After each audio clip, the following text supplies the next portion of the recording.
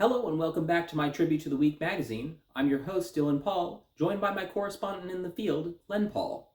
Please note that I am not a representative of the Week magazine, just a fan who has made this tribute. The following are articles from the 12/5/22 issue of the Week magazine. In good news this week, a Texas family who has lost their daughter to a kidnapping by babysitter in 1971 were reunited after evidence surfaced from a 23andMe search. Melissa Highsmith, now 53, had no idea anyone was searching for her, but after referencing a distinctive birthmark on her back, Highsmith finally reunited with her parents in November and plans to redo her wedding so that they can be in attendance. She just found out she has a huge family, said her sister Rebecca DeBosque, who love her and never stop looking for her.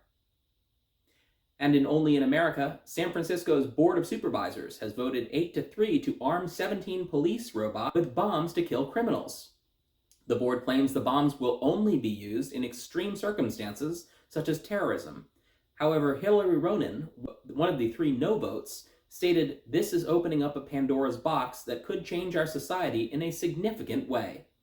And now to our correspondent in the field, Glenn Paul, for Good Week, Bad Week. Welcome to Good News, Bad News. It was a good week for the U.S. men's soccer team, which advanced to the next round of the World Cup, beating out Iran 1-0. It was a bad week for the U.S. men's soccer team, which 4 days later lost to the Netherlands 3-1. It was a good week for the U.S. Soccer Federation, which posted an image of an Iranian flag without the Islamic Republic's emblem to support protesters in Iran. It was a bad week for Iran's guidance patrol, known as the Morality Police, which were suspended by Iranian Attorney General Mohammad Jafar Montazeri in a move widely believed to acknowledge the toll that the demonstrations have taken on the regime. It was a good week for rebranding, with an announcement from the World Health Organization that monkeypox will now be known as Mpox to make the name less racist and stigmatizing, and more like a boy band that you're the last to know about. It was a bad week for compensation, with news that Russian authorities have been consoling mothers of soldiers killed in the Ukraine with a cardboard gift pack of 3 handsome towels.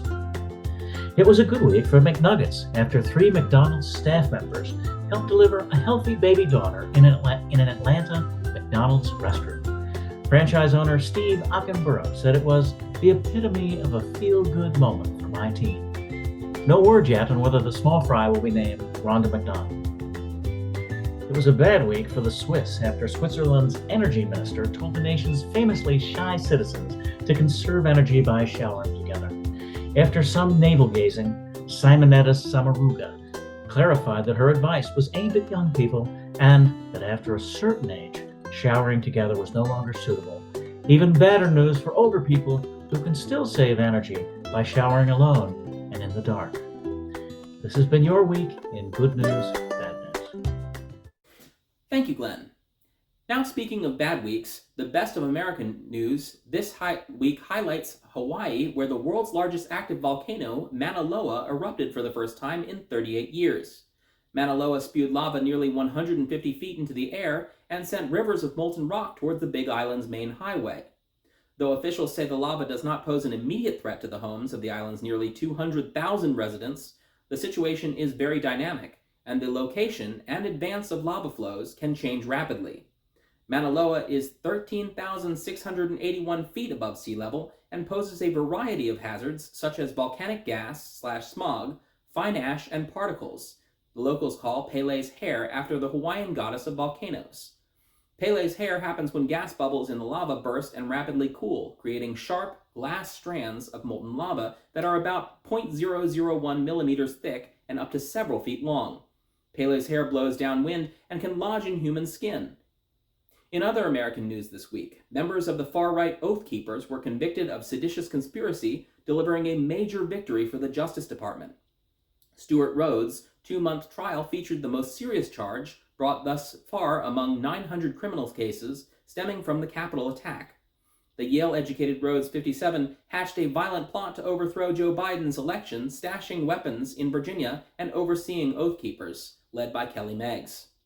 The other 3 Oath Keepers who played smaller roles in the attack, Kenneth Harrelson, Jessica Watkins, and Thomas Caldwell, were found not guilty of sedition.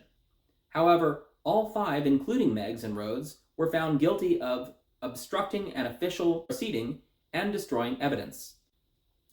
Meggs, Harrelson, and Watkins were also convicted of an additional conspiracy charge. "The government did a good job," said Rhodes' lawyer James Lee Bright. "They took us to task." Bright said he intends to appeal.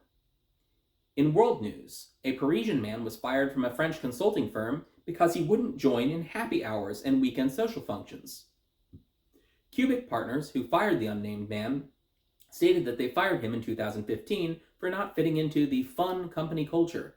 However, an appeals court found that the mandatory seminars at hotels, where employees had to share rooms and sometimes beds, often ended in excessive alcohol consumption by associates who made very large quantities of alcohol available, and that those who didn't participate in the raunchy team building exercises were bullied.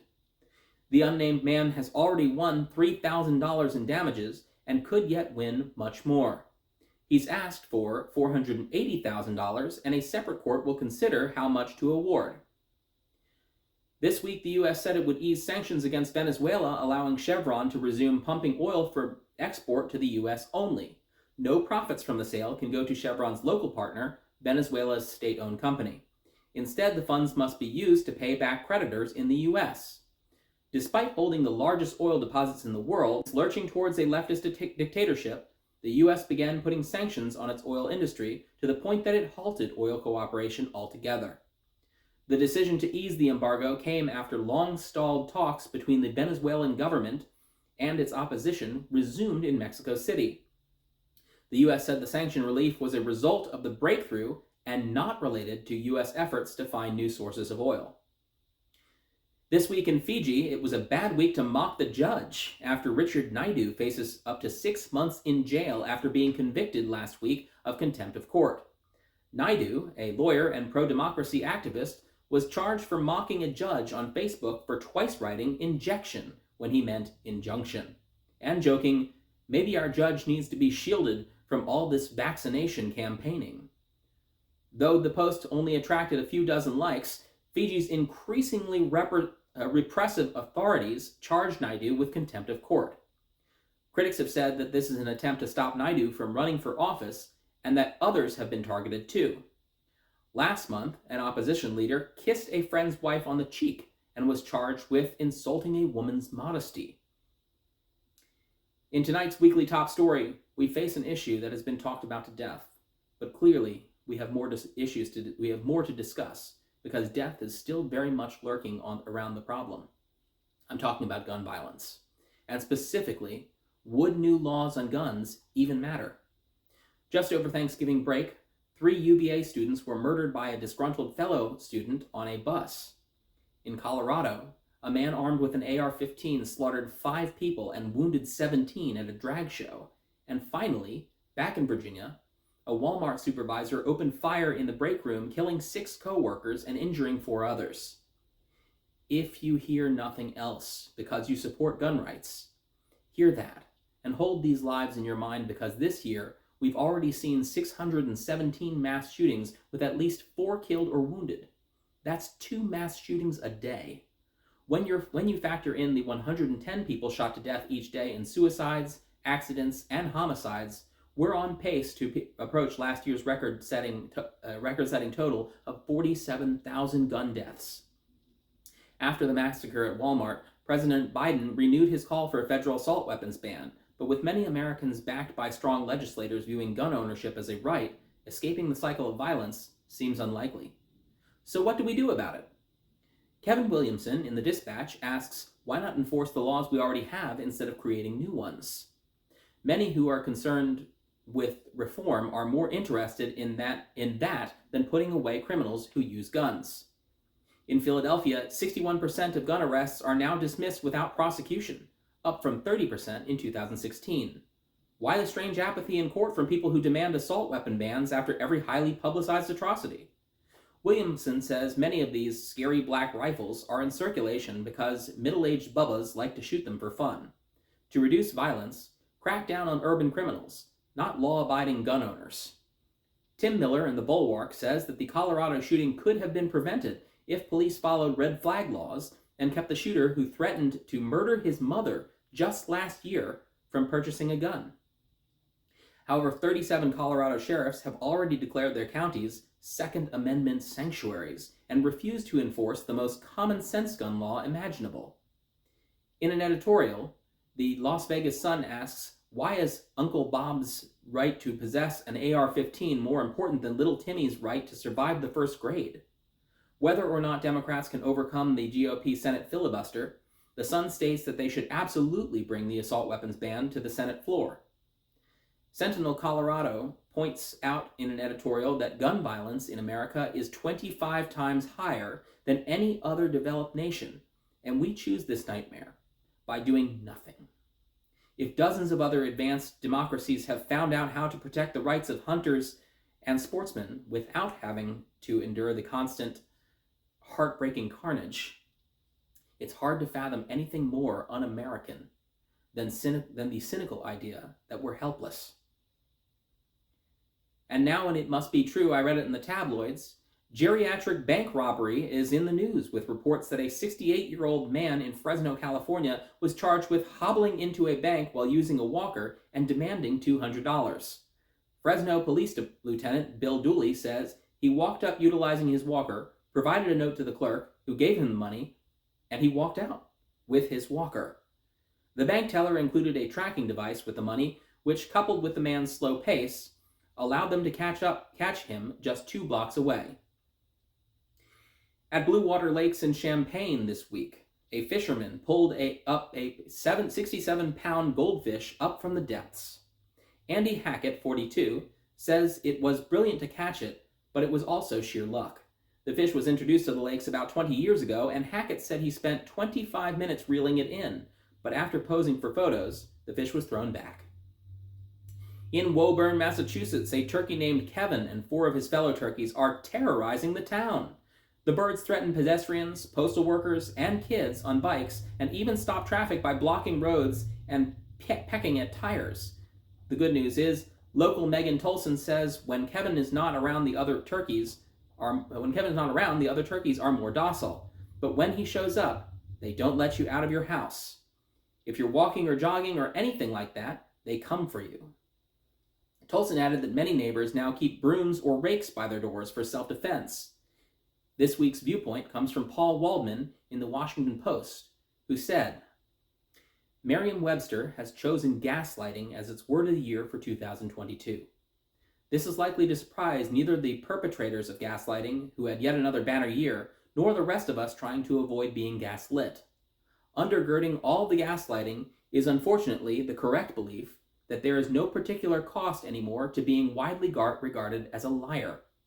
Donald Trump taught in his party that shamelessness is a kind of superpower, liberating you to keep lying. The worst among us have the advantage in this battle, and they always will. If we never forget that, we can hope, from time to time, to defeat them. In Noted this week, Fox News aired 141 weekday segments on violent crime each week from September until Election Week 2022.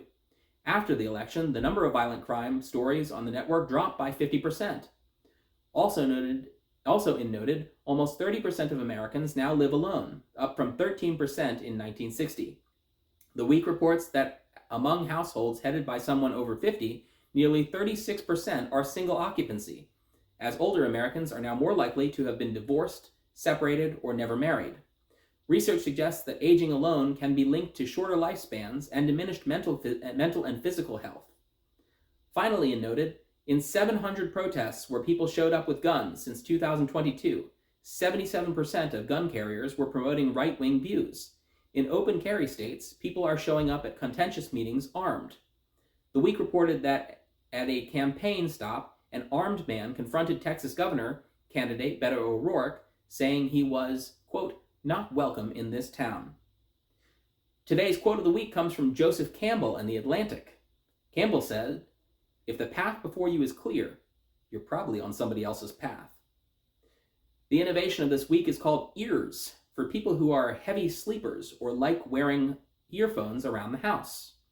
This ingenious device will alert them to up to 3 sounds, like glass breaking, children crying, doorbells, or whatever you want to be alerted to. Ben Coxworth in New Atlas says ears is a small cube-shaped device intended to be placed in the part of the house where the target noise is most audible. The ears box can be accessed with an app. This week in It's Science, Man, turtles can talk in the way that they make audible noises in order to communicate. Smithsonian Magazine reports that study co-author from the University of Switzerland, Gabriel Georgwich-Cohen, first noticed the notion that turtles don't talk was wrong when he successfully recorded his pet turtle Homer making several sounds.